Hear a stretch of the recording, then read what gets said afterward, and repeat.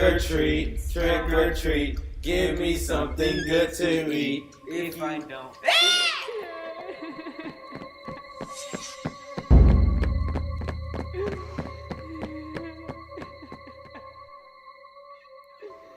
My family didn't celebrate Halloween. Pause, that's a bit of an understatement. My father believed that October 31st was Satan's birthday, and anything that resembled fun which occurred on that day would glorify evil. Kids who showed up to the door looking for candy were given chick tracts or told that they were going to hell. Our yard was toilet papered and egged every year. It wasn't that we went to a particularly fundamentalist church either. Every year the youth group would have a treat chest and a huge party on that day. I never got to attend that party. Dad was of the opinion that the youth pastor was an agent of the devil. My mother didn't really talk about it. I asked her one year if I could go to the church service and youth party, and all she said was, "I'll pretend I didn't hear that. You know how your father gets this time of the year." By 15 years old, I was convinced my father was mentally ill. After 15 November smelling rotten eggs outside my bedroom, I decided I had enough. I'd saved my allowance for a few weeks, and when my mom was buying groceries at the local IGA, I was across the street buying a ghost face mask. I tucked it into my jacket and kept it hidden until I got home. After stashing it in the back of my closet in a box where I kept my fireworks and a wrinkled porno mag, I went downstairs to do my chores. I had every intention of sneaking out on Halloween and egging half of the neighborhood in revenge for all of those times I retched at the smell on our roof. That isn't how it worked out. On the 31st of October, my father decided to search my room. A friend of his had seen me at the party store buying the mask. He ransacked my room when he found the Halloween mask next to the fireworks in a porno magazine. I heard him yelling from down in the basement. After listening to my father rant incoherently for about 10 minutes, I snapped out of daydreaming when he said, "No boy of mine is going to burn for the sins of devil worship and onanism." Before I had any real time to react, I caught sight of his belt swinging towards my face. I threw up my arms in vain, but the rough leather tore across my forehead and left behind a stinging sensation followed by a dull thud. The impact of his thick belt on my face had knocked my head into the wall behind me. My knees went wobbly as the room dimmed. Tiny pinholes of bright light came in and out of the darkness that filled my vision. Dazed, but not unconscious, I fell to the floor. I pushed myself up on my hands, but my dad wasn't done. The belt came again and again. With each strike, I felt the same sting followed by a throbbing pain. Each time I tried to stand or crawl away, the whipping became more frequent. My mind tried to wander, but each strike brought me back to the painful reality that my dad had finally lost it. My mother was screaming. My little sister was crying. I tried one last time to stand, but the belt smacked me in the back of my head. My arms fell out from under me and landed face first on a tile. The world faded to black. It could have been a few minutes and it could have been an hour. I don't know for sure. Every inch of my body ached. My shoulder was dislocated and I had a huge gash on the side of my head. I was on the basement floor and the muck around the drain had lodged in my head wound. Everything I could feel alternated between stinging and feeling like I was being stabbed. I stumbled over to the shop sink and tried to wash myself off. There was no mirror, but I can only imagine what I looked like. I could hear muffled yelling upstairs. I didn't want to think about how I'd wound up at the foot of the stairs, but wouldn't have taken a rocket scientist to figure it out. I moved up the stairs slowly and quietly.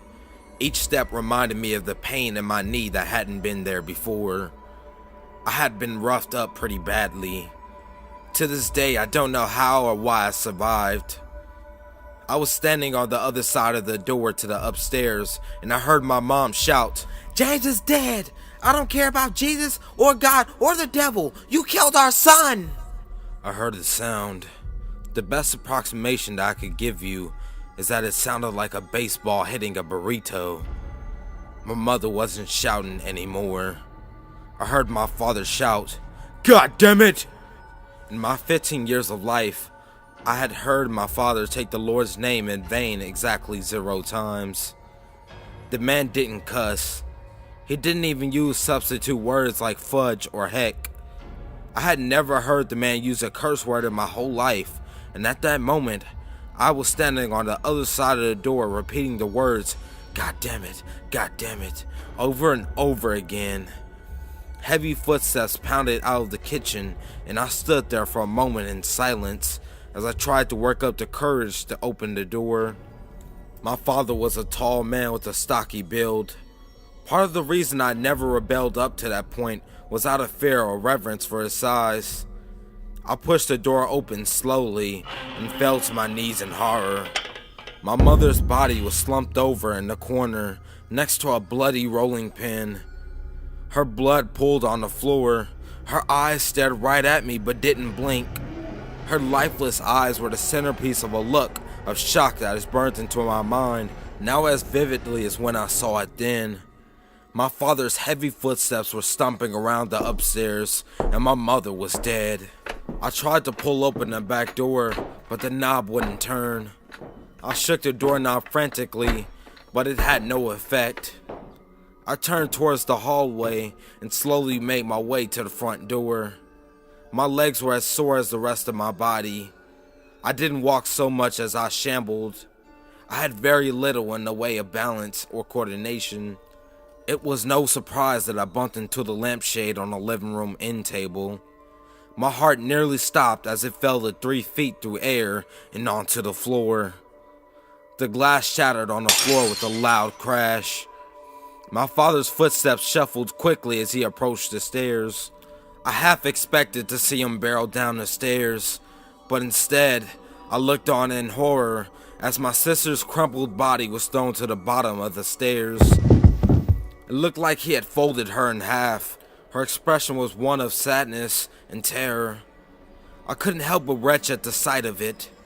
As my father's heavy footfalls lumbered down the stairs, I lost my stomach contents to the floor. Tears streamed from my eyes as I dry heaved. A sharp pain formed on the side of my chest as I flew back. My dad's size 14 boot connected with my ribs, and I bounced off of the door frame before hitting the floor. His slurred speech formed the words, "Aren't you supposed to be dead?" When a kick throws you across the room, vowels are easier than words. I moaned, "Eh." My father sat on the end table. As I stumbled to my feet, he pulled a long swig from a bottle of whiskey that I found more confusing than surprising. His slurred speech made sense for as much as my brain could process that he was drinking. The city had tried to pass a motion to legalize the sale of liquor by the drink, and his response was to protest with a sign in the court square. Looking back, it makes sense, sort of. Even still, I couldn't help but nod as he shoved the bottle in my face and said, "Have a shot with your old man." I was too afraid to say no. The brown liquid burned as I gulped it down. As terrible as it tasted and uncomfortable as it felt, at least it eased the pain a little. I sat there staring at the bottle for a moment and heard my father say, "Pass it back or finish it." I handed him the bottle and he killed it on a long chug. He flicked his wrist and the bottle flew from his hand and against the wall. Glass shattered and peppered the floor. He looked over at me and said, "My old man used to drink with me. That bastard would put cigarettes out in my arm when he got bored. It was about this time 26 years ago when I burnt the house down around him and swore that I'd never touch the stuff again. You ruined that." I tried to speak, but only gibberish in the form of a mumble could leave my lips. Dad slid down into the floor across from me and said, "I slipped up once. Well, twice. Hell, I bought this bottle 3 years ago when your sister was born, and the doctor said she might not make it. He stared off into the distance for a moment only to snap back with, but I didn't even open it. I put it up on a shelf and prayed that your sister would live, and she did. I spoke up. How's this my fault? Dad picked up the end table and chucked it all the way over to my head. Splinters of broken wood and chunks of the end table fell on my head as he screamed, "You just had to buy that goddamn mess! Now we're damned!" I tried to respond, but he just continued, "Your mother blasphemed before I killed her. Your sister was under the age of innocence, so she clearly went to heaven. You were supposed to be dead.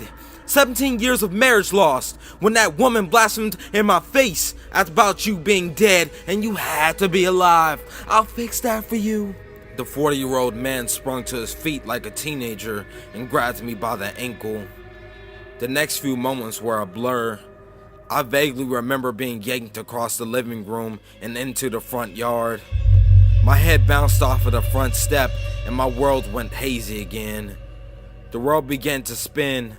Between the whiskey and the pain, I had lost all sense of time or reality. My mind slipped in and out of the fantasy where I'd wake up at any moment and everything would be fine.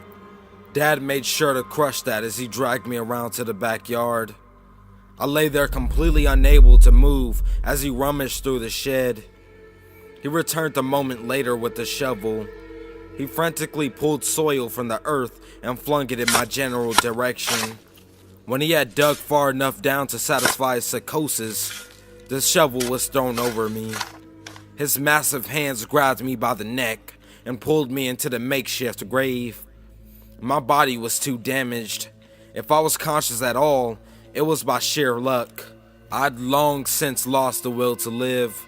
Everything about my life ceased to make any sense at the sight of my dead mother, and even more so upon seeing my poor sister at the foot of the stairs. My father stopped for a moment and said, "I'll see you in hell, son. We're all damned now." I closed my eyes and waited for death. Death must have been distracted. A moment later, I heard a loud voice say, "Step away from that boy and put your hands over your head." I heard my father scream incoherently as he ran from my field of vision. Gunshots rang in my ears as the light faded from my eyes one last time. I succumbed to the pain and drifted off toward the empty blackness. There was no light at the end of the tunnel. I didn't see my mom or sister. My eyes closed and stayed that way for a week. I woke up in the hospital with a tube up my nose and another down my throat. Altogether, I had more than 1,000 stitches, 3 broken ribs, and a fractured hip. I was lucky.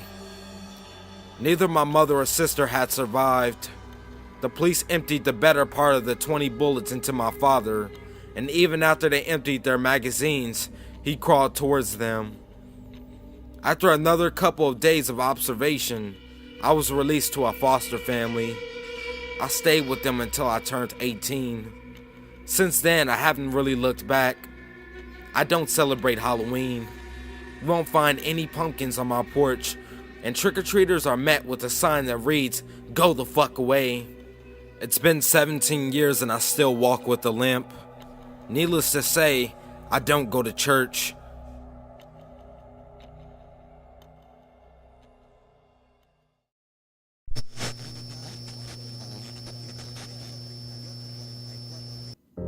Halloween used to be my favorite holiday. Every year I'd decorate the outside of the house, carve at least 2 jack-o'-lanterns, and buy loads of candy to hand out to the trick-or-treaters that came to my door. I'm pretty sure I'd had just as much fun as any of the kids who dressed up and happily went door to door. As much as I used to love it, I won't be participating anymore after last year. It was shortly after 9:30 p.m., a little more than half an hour after my town scheduled trick-or-treating came to a close. My porch light was off, the candles inside the pumpkins were blown out, and I had just sat down to watch a horror movie on TV. I wasn't too surprised when the doorbell rang. I was pretty well known among the neighborhood kids for buying too much candy, and it wasn't unusual for a few to stop at my house on the way home to see if I would add more candy to their heavy pillowcases. I paused the movie, grabbed a bowl of candy, and opened the door. The first thing that went through my head was that this kid's costume was fucking amazing. His mask looked like it was a large weathered goat skull with huge horns that spiraled up and around until a point came close to touching his shoulders. I wondered how he could see through the lights in the eye holes that glowed red. He wore a black robe that was so big on him that it bunched on the ground at his feet and completely covered his hands. I would have been a bit more freaked out immediately if I hadn't stood about a foot taller than him. After appreciating his costume for a moment, I opened the screen door and presented the bowl of candy while telling him how much I loved his costume. His whole head tilted down to gaze at the treats for a moment before he looked right at me. I started to feel a little freaked out at this point. This kid hasn't said a word, and I had a feeling like he was staring through me. We stared at each other for close to a minute before I let out a nervous chuckle. Alright kid, you got me. The costume's great, but I have a movie waiting for me in here that I really want to watch, so take some candy and go visit Mrs. Thompson down the street. I bet you'll make her piss her pants with that act. He didn't even look at the bowl as I pushed it toward him. He looked me straight in the eye as he took a step forward and knocked it to the ground. I started to reach for the bowl and spew profanity, but before I could do either one, the kid reached out and grabbed my arm. That's when I realized it wasn't a kid. The hand tightly grasping my bicep was rotting.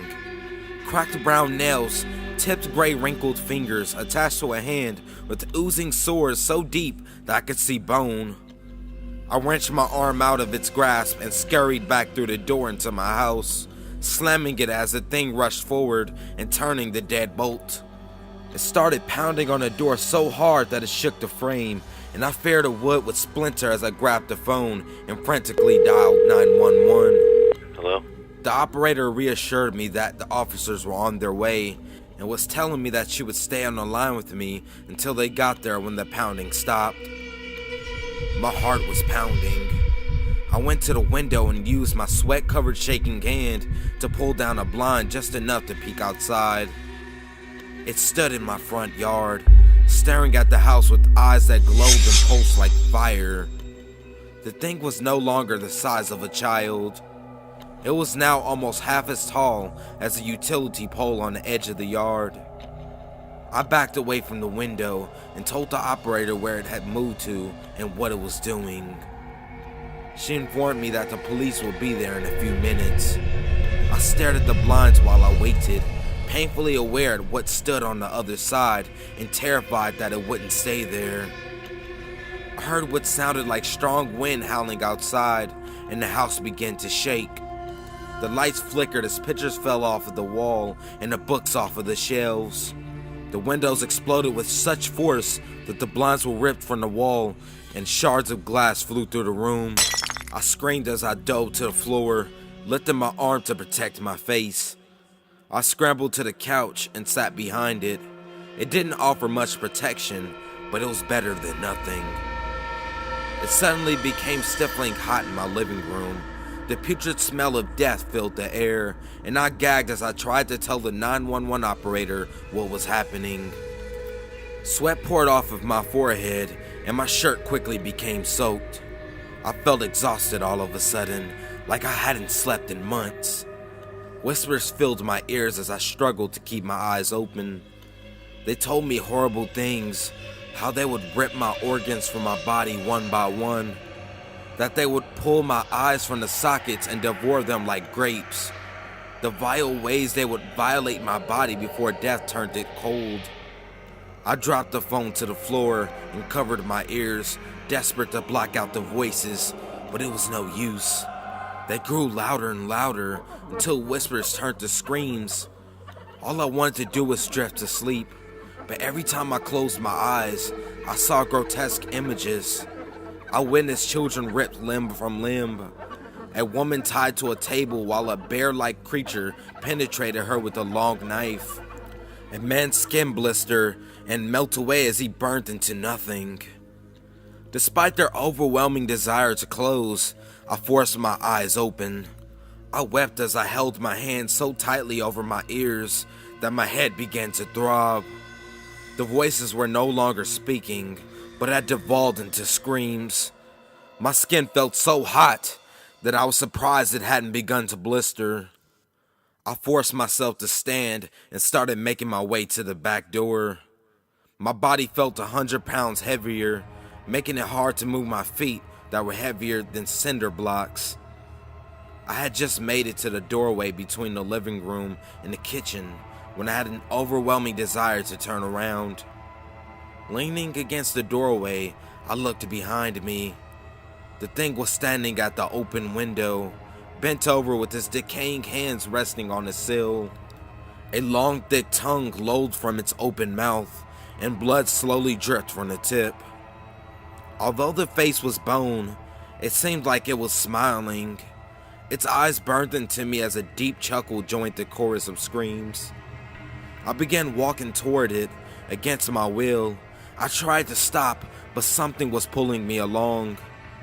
As I passed the couch, I grabbed it and held with all of my strength. I dug my nails into the fabric and screamed so hard that I felt something pop in my throat. My own legs tried to move towards certain death while my upper body fought for my life. The upholstery began ripping beneath my fingers and the couch slowly slid along the floor. My hands and arms arched at the effort.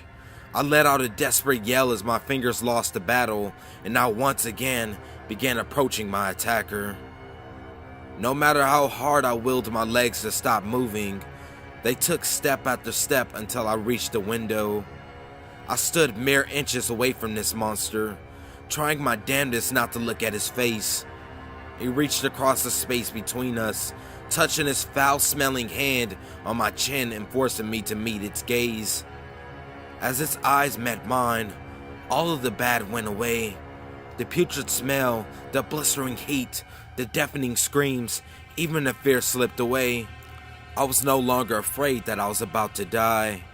I knew this thing was going to kill me, and I was okay with it. The creature removed its hand from my face and stood straight. I stood there, mesmerized by it, unable to move even if I had wanted to. It opened its robes, revealing dozens of tortured faces pressing out from the skin of its chest and stomach. Their eyes were shut tight, and their mouths were open as wide as possible in expressions of agony and terror. They were silently screaming. My content feeling disappeared in an instant as the thing's hand grasped the back of my head and began pulling me toward the faces in its belly. I tried to pull away, fighting against its grip. I put my hands against the window frame and pushed myself away from it. The creature placed its other hand on the back of my head as well, interlocking its fingers on top of my short hair. I shut my eyes and put my foot on the wall beneath the window, putting all of my strength into getting away from the faces that were writhing beneath its skin. Just as I thought I was going to lose the battle, its grip broke and I fell to the floor. The monster let out a frustrated howl and moved away from the window.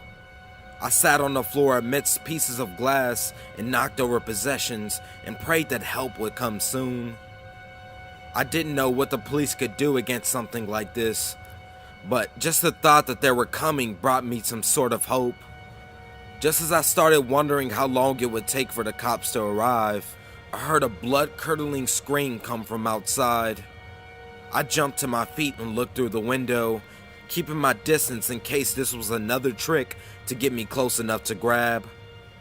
The creature was back in the middle of my yard, holding a woman by the back of her neck while examining a small dog that was held in its other hand. I could hear the woman pleading with it, begging it to let her go. It threw the dog, which landed against my car in the driveway with a sickening thump and didn't move, then quickly pushed the woman into its stomach. I screamed as I watched it absorb her entire body, head to toe. Once she was gone, A new face joined the others that pressed outward as if it was trying to escape their prison. It turned to me then, watching me intently as it closed the front of its robes. I sank to the floor and leaned against the couch once more. I couldn't believe what I had just witnessed. I ran my fingers through my hair, stopping at my temples and gripping the strands as if that would help hold on to my sanity. I stayed there in that position, staring at the broken window where I was sure I would see my doom come for me once again. I don't know how long I sat there, but I was snapped out of a daze by a knock on the door. I rose to my feet and answered it, carefully peering through the peephole to make sure it was the police before doing so.